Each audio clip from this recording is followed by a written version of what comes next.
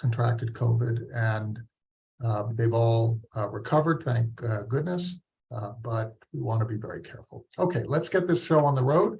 And thank you so much for contributing your ideas and thoughts through the Q&A function at the bottom of your screen. Welcome to the Nonprofit Report, your update on nonprofit organizations, issues, and leaders. I'm your host, Mark Oppenheim, and today we're discussing how to build resilience within low-resourced countries with special guests. Dr. Ann Hudock, President and CEO of Counterpart International, Thomas Tighe, President and CEO of Direct Relief, and Peter Greer, President and CEO of Hope International. And a reminder to Zoom attendees that we would take 3 snap polls during the show. We'll announce results, and your questions submitted through the Q&A function at the bottom of your screen will be included in our discussion. So thank you all for joining us. It's just great to see you after this New Year's. Happy New Year. And I'm going to go over to you first. The thing that is so stunning to me, every time I see the statistic, it just knocks me to the floor. Almost 700 million people, over 9% of the world's population, live in extreme poverty. Now that's extreme poverty, meaning that their very survival is continually under threat. They don't know where they're going to find food. Their health is under threat.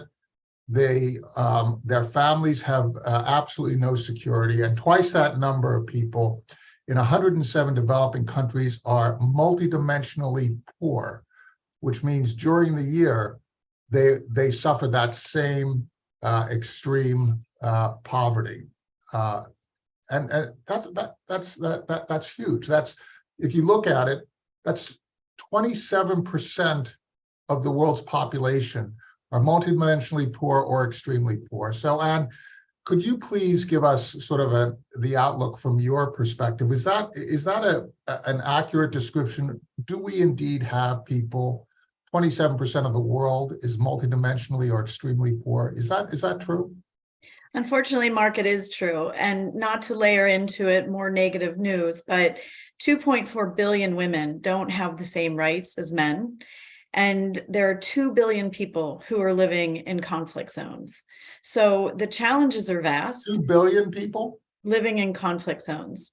And that is, we are seeing as many live conflicts around the world now as we were at the end of World War II.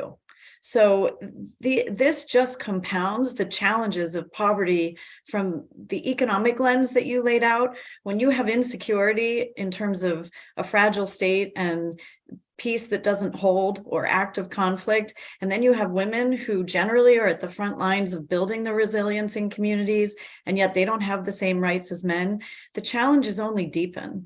So I think to tackle these challenges, one of the most important things you can do is to be engaged with communities at the most local level, to be really at the last mile and on the front lines, to be closest to the challenges where they exist.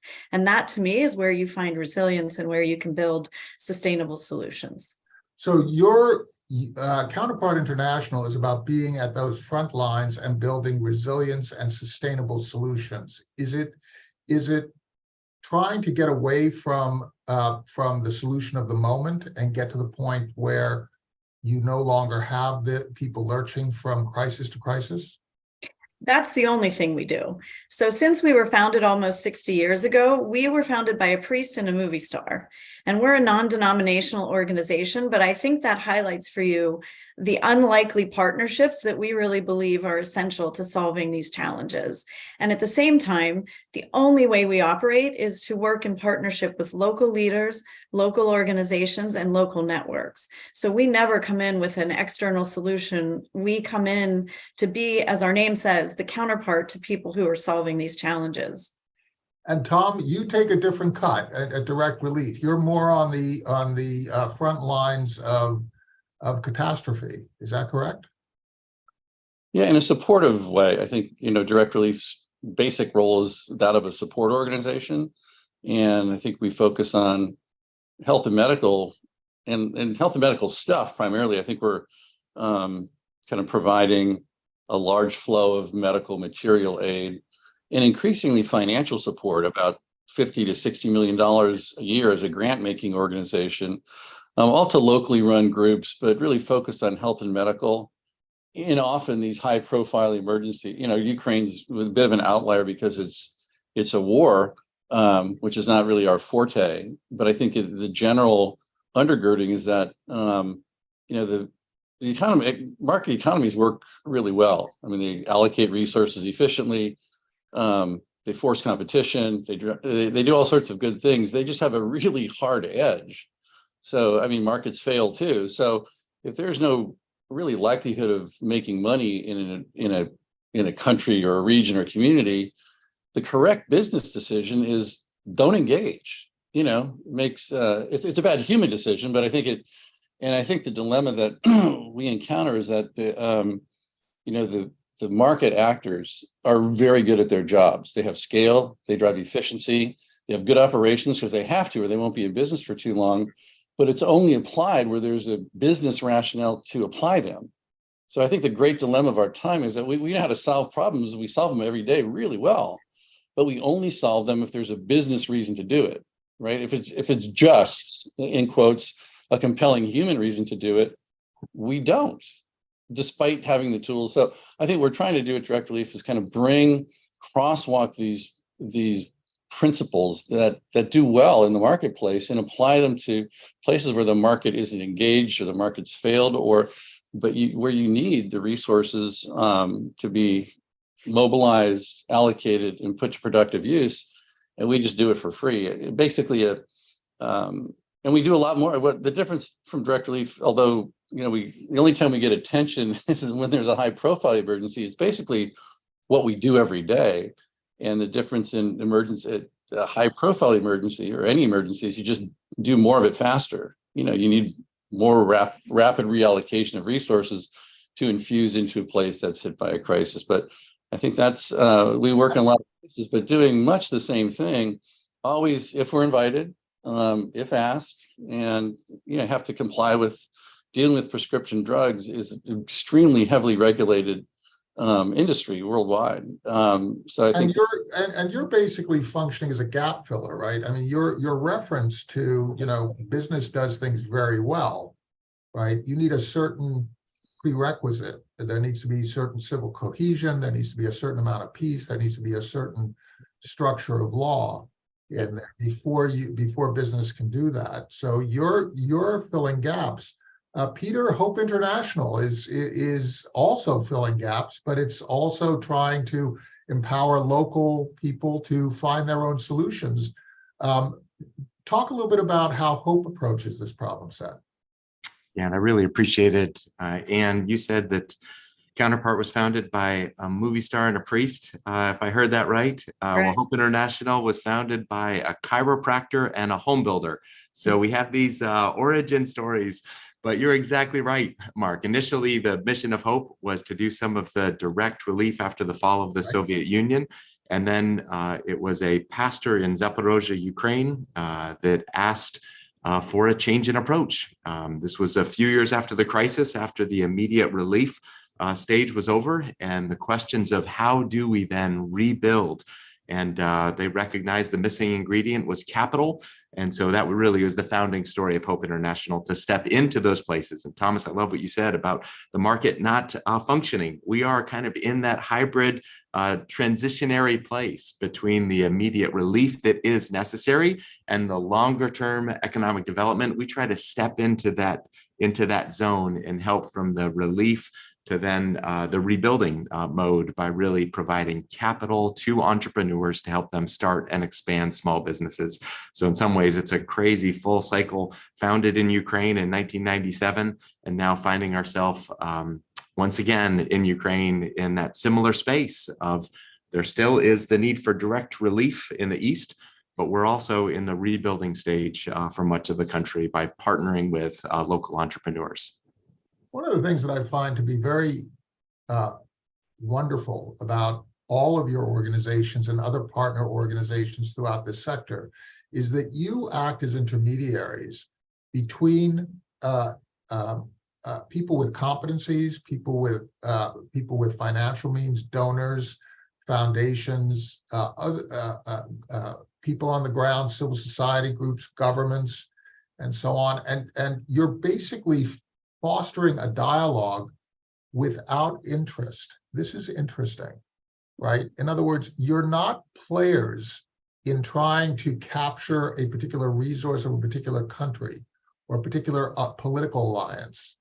You have no interest in creating a company on the ground that is going to be doing business or trading or any of that.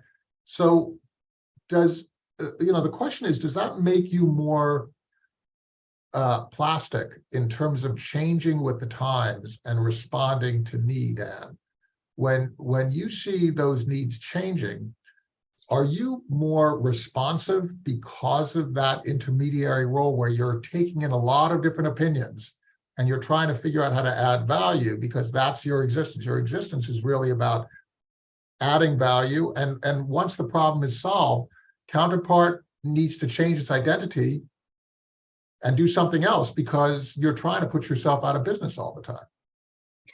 Well, I would say, Mark, that even though we're nonpartisan, all development is political. And so we are constantly assessing the political landscape to make sure that, as our first principle says, we do no harm. And I think this is important because all the things Peter said are true about the ways in which NGOs operate, but we also have to be incredibly mindful of the fact that by coming into countries, especially countries that are in disruption, whether it's from conflict or a natural disaster, we can artificially inflate the job market. So it makes it impossible for local organizations, private sector or government, to hire local staff because what a fantastic observation. I'm so thankful that you made that. Could you please go into that particular point? Sure, I'd be happy to, because it's something that we constantly consider, and it gets to the question of sustainable solutions. So in our operations, we make sure that we're, number one, working with local talent, that we're not jetting in outsiders who, may have something to offer, but aren't going to be there long term. Secondly, we make sure that our salary scales are really on a par with the country, and we do market, research to make sure that we're not artificially inflating salaries in the way I just described. There is nothing worse for a country's development than to see the brain drain from government or the private sector. I believe that NGOs, like international NGOs like ours, have a very important role to play, and that there will always be challenges for us to come alongside organizations, leaders, networks to support the solutions. But if we put ourselves in the center of that equation, then, as you said, we will never be out of a job, because we will be creating the dependencies and the distortions that actually are part of the problem, not the solution. So you're planning your exit from the moment you enter in a way that allows the value that you have delivered to be sustained in the absence of Counterpart itself. In other words, you're strengthening civil society. That's such an important point, Tom. Could you talk a little bit about your take on this issue? Yeah, I agree. I mean, I think no one elected NGOs, and that's always the challenge. Like, to whom are we accountable? It's like, not our country. Actually, we work in all 50 states, and we live in one of them, in California. But, it's always the local reality, our kind of guiding principles, like who's going to live there in 5 years? Listen to them. They have the most stake in how this stuff shakes out and where the resources are going to be best directed. And we're privately funded entirely. So we have a lot of discretion. I think sometimes from my background in government, just the way the U.S. government foreign assistance program has been structured since 1961, it's the carrot dimension of our U.S. foreign policy, which is fine. That's just the way it is. And that's funded a tremendous amount of the international development. So the reality is that that's been a conscious choice to extend U.S. policy objectives through something affirmative, with defense being the other side of the equation. But I think the private philanthropic effort to engage the people who have the money, actually, and particularly more with the wealth concentration, I think it's essential to get them engaged. We all live on the same planet, and they know how to do things well. They happen to do them in the business environment. But you look at the effects of climate and kind of the advances in power, and we look at it through the lens of health. Like, you cannot provide modern health services without, you can't diagnose and treat patients without power. So, how do you take, what's a thriving business and growing business with with energy and storage and apply that in a low resource setting. We're doing a lot of that on a philanthropic basis to power community health centers in the US, to power health facilities with solar and battery storage in developing countries. And I think that's business, a lot of that's been learned in business is being applied in it for non-business purposes, for humanitarian purposes. But I think, we have that same lens. Who's going to live here? Who are we doing this for? And we were not founded by a priest. We were founded by a war immigrant refugee 75 years ago who was Estonian, and Hitler tried to recruit as an industrialist. And he famously called Hitler an idiot, which is why he became a refugee and fled to California with some of his wealth intact. So that was the roots of Direct Relief, kind of a war immigrant businessman who saw that what was needed in bombed out post-war Europe were things that we knew how to do as a society. But so he was trying to do it himself and engage people like him. So I think we've still tried to retain that engagement of private people, private business with a broad lens, of the humanitarian impulse, and put those together without screwing up either the market or supplanting the role of government. It's complementary, and it's got to be locally driven, or it fails inherently. And Peter, we got a question. How are you building the local capacity for civil society? We got this from Lars Benson. How do you build local capacity? Could you give us a sense of your programs and how you create, instead of codependence, independence?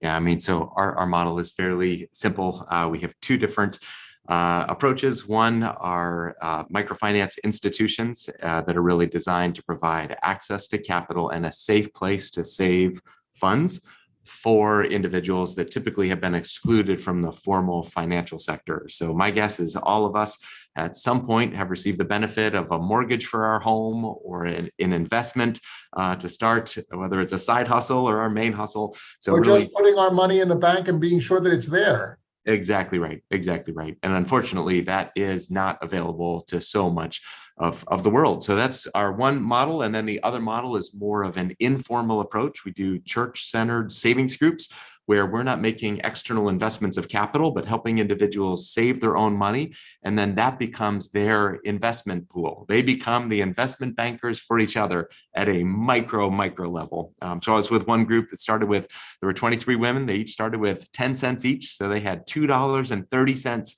and that was their initial corpus. And then fast forward a number of years, they've got into a much broader array of businesses. And it was so much fun to spend time and hear their stories. But so we're about the capital mobilization so that individuals have the capacity. And I love even the theme of today's webinar, Mark, and just this idea about resilience. And I think sometimes we can think, what can we do to help grow resilience? But I would probably twist it a little bit and say individuals that have been living in lower income situations, living in war, they have already had to learn resilience. They have already demonstrated that. And so we go in with a very high view of their existing capacity and simply say, how do we remove some of the barriers that takes that latent potential, that ability, that capacity that they have learned, and then say, let's help remove some of the barriers. So what do we do to do that? It's about capital, it's about training. And for us, it's really about a very high view of the capacity, worth, dignity of every single person that we are so privileged to partner with. So, Peter, who are the experts? Who are the experts in the constellation of your partnerships? Who are the experts? No, it's the families that we serve. It's the individuals living in the places that we serve. High level of autonomy, high level of trust. And this is kind of what Muhammad Yunus, when he created the Grameen Bank, was really so instrumental in reminding us, is that even though someone might not have a credit history or formal collateral, if they have their relationships, if they have their character intact, they're willing to co-sign on each other's loans. That creates the system that says, I trust you so much that I'm willing to put my name on the line, that if you don't repay, I will step in and repay for you on that. So who's the expert? It's that group that really does the underwriting process for the other members of that group. And that just changes everything. It changes us, sitting here in the United States, trying to look at loan applications and to make a judgment between someone that's going to buy some goats or chickens and someone who's going to start a small store and someone who's going to do light manufacturing. We are not the experts to make those underwriting decisions, but the community that lives alongside them, they certainly are. And so that's really what we've been able to just build on, a model, a methodology that says, let's provide access to capital and training to entrepreneurs with a model that says you're in control and you're responsible for the use of the funds and for the repayment. I'd like to talk a little bit about definitions and cross-cultural collaborations, because different societies have different definitions of terms. Let's talk about the term corruption, right?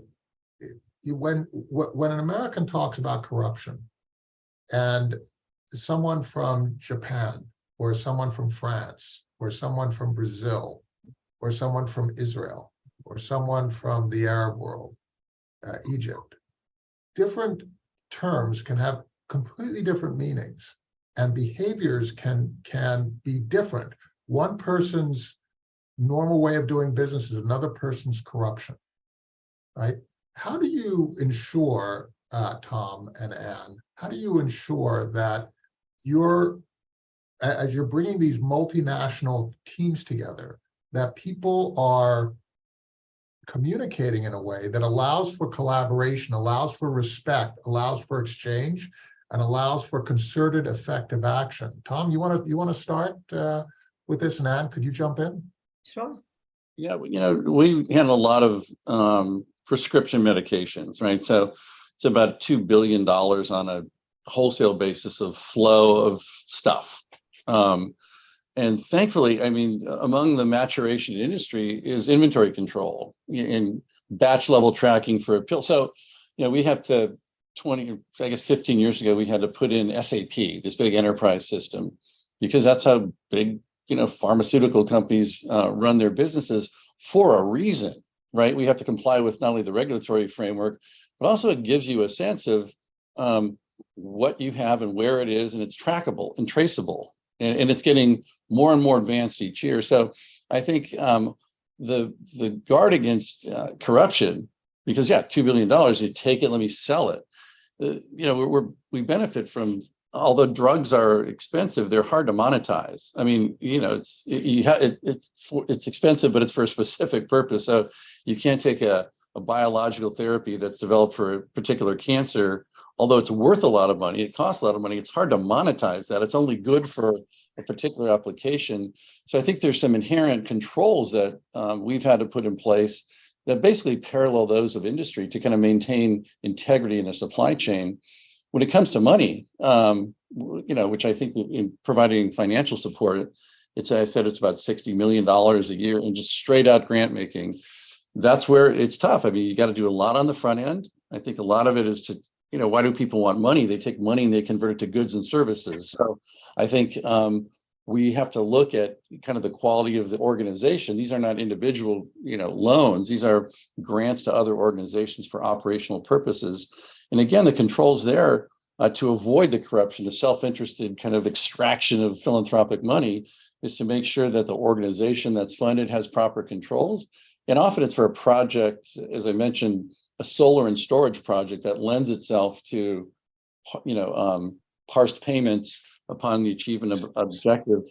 And those That's really interesting. So what you did there, Tom, I really admire that, what you did. You took the word and you distilled it down to principles, right? Instead of taking corruption, you turned it into, well, we don't know what corruption is. I mean, you didn't quite say this, but it's implied. We don't know what corruption is, but we know what extraction is. We know what a taking is. So what you did there, it was interesting. You said, we're not going to allow means to be taken for purposes that those means are not intended for, right? So you're putting in systems that you're not attending to the word corruption. You're actually attending to the impact that an act would have to extract and remove resource and use it for an unintended purpose.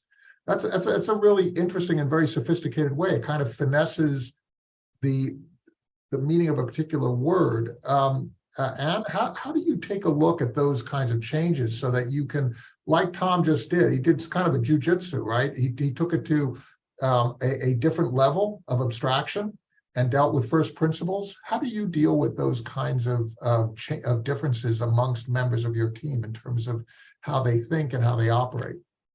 I'll tell you a very quick story just to illustrate this. In 1990, I was living and working in Sierra Leone, and we got a grant from a very large donor based in Europe. That money went to the community that was very far removed from the capital city. It was very resource poor, and at the same time, the headman died from that village. So the community members took that money and they used it for a funeral to give a send-off that they felt was culturally appropriate. In the situation we were in, this was not Counterpart, this was an Indigenous NGO I was volunteering with. They had to explain to the donor why this was an appropriate use of the grant money, because given the purposes of the grant, that this was what the community's first needs were. And of course, the donor said, this is corruption. You took our money and you used it for something completely different from what we said. So this led me all those years ago to have, I think, the three principles that you have to keep first in mind. Number one, you have to have trust-based relationships. That is key to making sure that resources go where they should go. Number two, as my story just illustrated, you really have to have a cultural understanding of what is a priority, what are the needs, and how do these things differ between donor and recipient, between the different parties who are in this equation. And last but not least, you have to have clarity around the absolutes.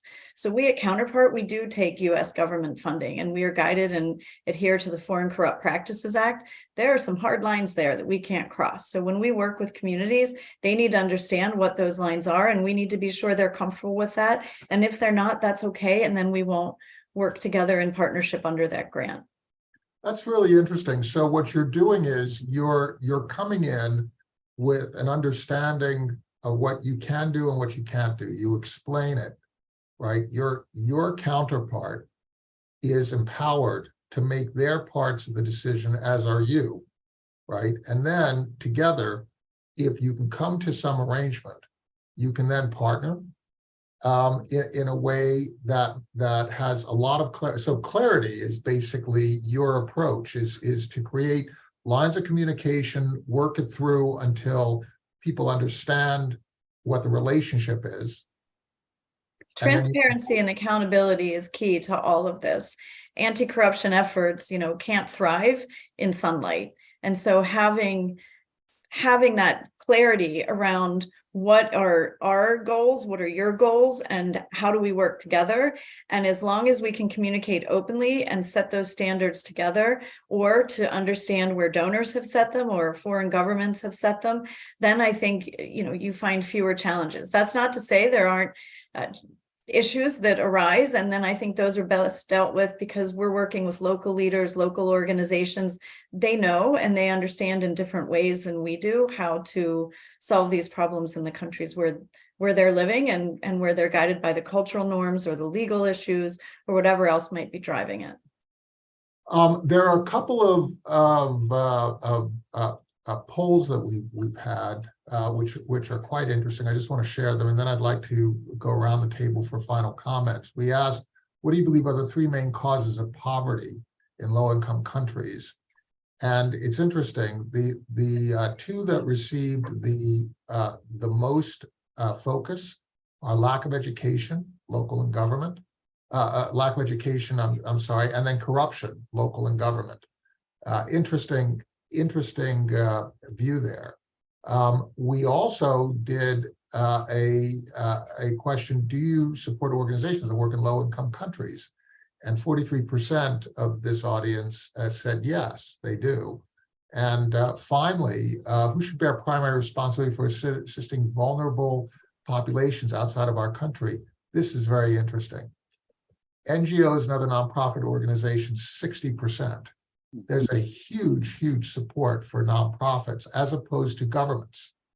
Very, very interesting. So let's go around the table because I'd like to go back to our original topic, which was the 27% of the world's population, and it's not evenly spread, of course, live in either extreme poverty or in endemic poverty.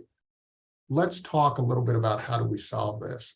I go from the perspective that systems exist because they have reached a certain stability of interest, sort of like the free market that Tom was mentioning. If we have 27% of the world's population poor, it must be because there are interests here throughout the world that allow that to happen. I'd like to just have each of your takes. Let's start with Anne. Let's go to Peter, and we'll end up with Tom. I'd like to have each of your takes on how do we actually go from spending our time managing the problem to actually solving it on a global basis. Is this the kind of thing that only governments can do, or is there a different relationship that we have to foster amongst people? Anne, what do you think? I think we have to start with the dignity of every human life, and we have to recognize the ecosystem that comes in to support that. And so that includes government, private sector, and civil society. I also think that poverty is really driven by dehumanization. So really getting to a place where we can talk about global citizenship and not isolationism, I think, is how we begin to address root causes. Peter, what's your take? Hey, it's interesting. Whenever I have the opportunity to share, my default lens is Hope International, the organization that I work for, and we're part of the faith-based community. And so I'm thinking about the role of faith and economic development and investment. Like that's the lens that I come in. But then you have the opportunity to get your gaze a little bit bigger. And the problem of poverty is so complex that any conversation about which one piece is most important is always going to be inadequate. Poverty is complex. It is a web. And I wish there was an option in the survey, Mark. Option F, all of the above. Who should bear responsibility? F, all of the above, because that's the reality. Government matters. If there's not a rule of law, there's never going to be any investment. And even organizations like ours, I hate the fact that we had to exit some countries because the environment became impossible. And I hate the impact on the communities and the staff when we had to exit. Government matters, rule of law matters, relief matters, responding to education matters. And so I might turn it a little bit of saying the biggest need, I would say, is to get out of our own silo and to say, if poverty is a complex web, how can the response be just as an integrated web approach? And the relief organizations, what does it look like for them to do great work and then partner with the development organizations to come in next? That's where my mind goes of what would it look like if we were able to extend our gaze beyond the borders of our own organizations and say, who else do we need to be joining in the broader piece of poverty alleviation? What is your take on this issue? How do we solve global poverty? How do you solve global? Well, I agree with everything that's been said, and nice question. Where maybe solve global stupidity first. That'll help solve global poverty. But no, I think both what Ann and Peter said are right. I think there's just a redefinition of roles. I think a lot of what we're seeing right now, enormous wealth concentration over the past 3 or 4 years, mainly in private hands. I think the ossification of some post-war institutions like the UN had a really hard time stepping up in COVID and reacting fast. So I think the speed and the virtues that exist in the private sector, I think, are good. I mean, they move fast. They're flexible to the circumstances. NGOs are great. It's just the scale issue. As you mentioned, the poverty is a huge scale. So I think, there's no scenario in which the engagement of private people who control the wealth in the world, you cannot have any solution unless they engage. Whether it's forced by government, they're very good at avoiding taxes if they don't want to pay it. So I think, what both Peter and Ann alluded to is there's got to be a re-engagement among folks, like this notion that, look, we're all in this together. I mean, the notion of resiliency that we started with In California, where I live, it's the richest state and the richest country in the history of the world.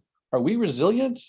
I don't know. We just had some rain that made it a little dicey out here. So, I mean, also gut check some of these principles. Like it's an ongoing struggle, but I think we have the tools, we have the resources. It's just it's such a government-centric focus, almost exclusively. If you look at television, and I think what Peter and Ann referred to is that if you work in this venue, that's obviously important, but the work, the drive, the personal passion and commitment is not coming from, governments. It's coming from people who are trying to make their lives better.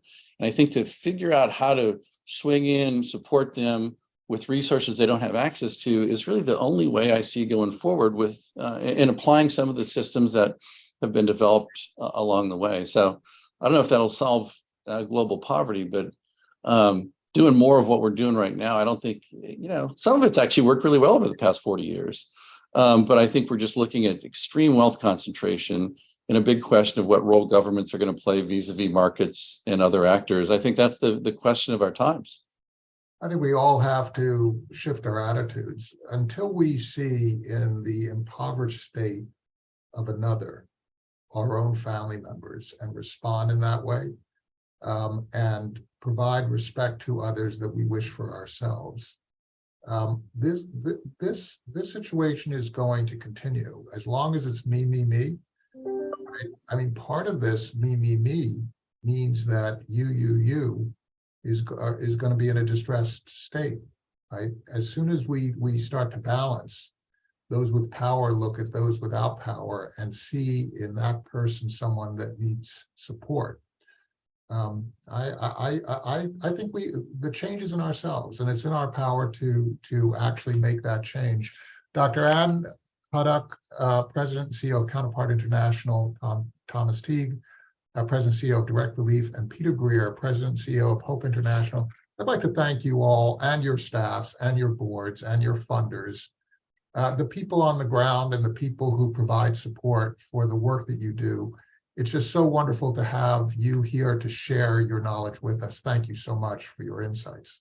Really appreciate it. Thank you, Mark, for the opportunity. And thanks to Thomas and Peter. It was great to be with you.